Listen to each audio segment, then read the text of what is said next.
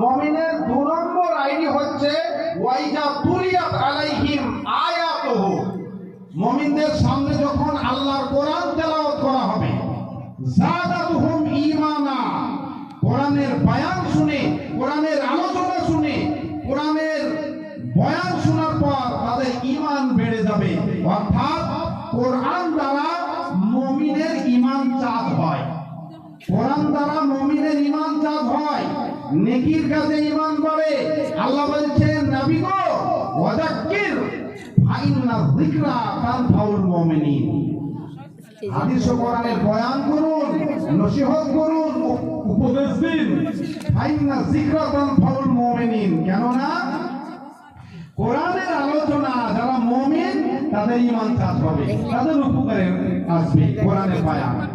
কোরআনের বয়ান যদি কোরআন সম্বন্ধে জ্ঞান গরিমা কম থাকে, তাহলে পরে কোরআনের সম্বন্ধে কোরআন দ্বারা তার তো ঈমান চাঁদ হবেই না, বরং কোরআনের প্রতি তারা বিরূপ মন্তব্য করবে যদি কোরআন সম্বন্ধে জ্ঞান না থাকে। তাই যারা মুমিন তাদের কোরআন দ্বারা ঈমান চাঁদ হয়, যারা মুমিন তাদের আল্লাহ পাক বলেছেন কোরআন মাজিদে, লান তানালুল বিররা হাত্তা তুনফিকু মিম্মা তুহিব্বুন।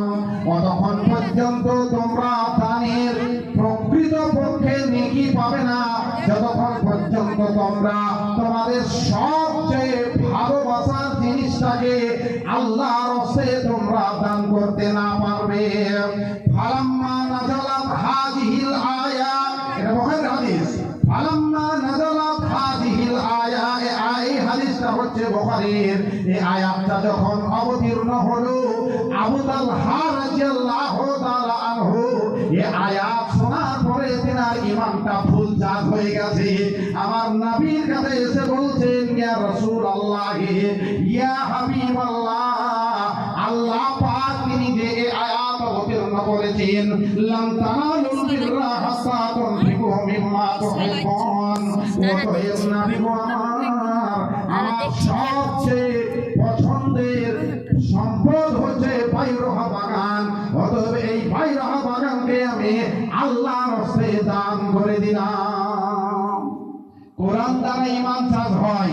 ভাই আমার বন্ধুরা, আপনাদের কাছে আমি 10টা মিনিট একটু অনুরোধ করব মসজিদের জন্য।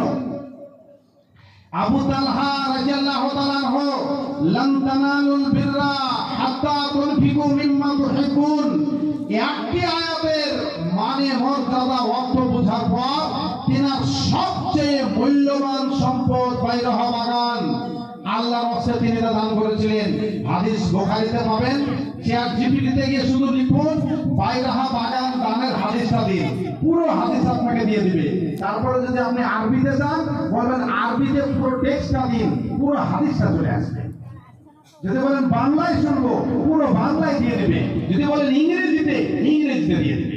আমি বলতে চাচ্ছিলাম, হ্যাঁ আমার বন্ধুরা, এক আয়াতে আবু তালহা রাদিয়াল্লাহু তাআলা আনহু সবচেয়ে মূল্যবান সম্পদ আল্লাহর রাস্তায় দান করেছিলেন।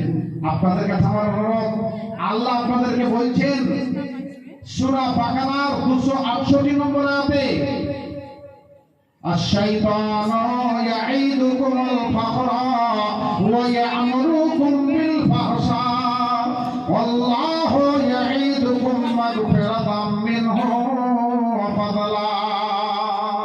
আশ-শাইতানু ইয়াঈদুকুমুল ফাকরা, শয়তান আপনাদেরকে, শয়তান মানুষকে গরিব হওয়ার ভয় দেখায়। মাদ্রাসায় মসজিদে গরিব মানুষকে দান করিস না, গরিব হয়ে যাবি, সম্পদ কমে যাবে, মাল কমে যাবে, দিও না দান। এটা শয়তান বলে, কোরআনে লেখা আছে। শুধু তাই নয়, শয়তান বলে ওয়া ইয়া'মুরুকুম বিল ফাহশা, তো শালীকে নিয়ে ওই মেলা মেলা দিয়ে ঘুরে বেড়াগা, আর তো শালাকে একটা মোবাইল কিনে দিস। ওয়া ইয়া'মুরুকুম বিল ফাহশা, অশ্লীল কাজের হুকুম দেয়। তো শালী শালাকে গোপন ভাবে কিছু কিনে নেওয়া দেওয়া, এগুলো অশ্লীল কাজ নয়। এই কাজে আপনাকে শয়তান হুকুম দিবে, বাহবা জোটাবে, এটা বিরাট ভালো কাজ, এ পথে পয়সা খরচ কর, বারবার মোবাইল পাল্টা। তোর বাপ যদি মোবাইল কিনে না দেয়, তা 3 দিন ভাত খাবি না, জানে চলে মোবাইল কিনা দেবে। শয়তানের কাজ হচ্ছে বাজে পথে উৎসাহিত করা।